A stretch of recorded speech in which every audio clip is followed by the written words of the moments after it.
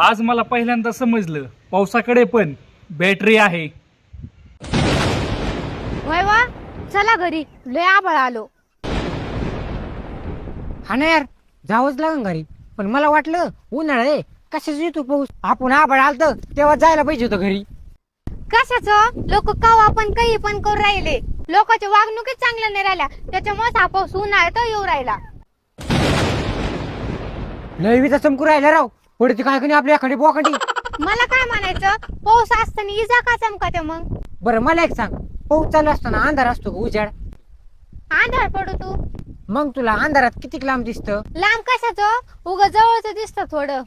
मग तुला अंधारात काही लांबचं बघायचं असलं तर तू बॅटरी लावते ना. हा मग तसंच पावसाला पण काही अंधारात लांबचं दिसत नाही त्याच्यामुळे तो बॅटरी लावून बघतो आणि मग आपण त्या बॅटरीला विजा असं म्हणतो. अहो बरं झालं तुम्ही मला सांगितलं.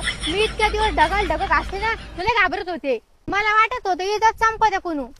नाही का, पावसात टॉर्च लावून बघत असतो मी कुठं पडलो कुठं नाही. जर फटकन लई कसं राहिलं घरी आता. अहो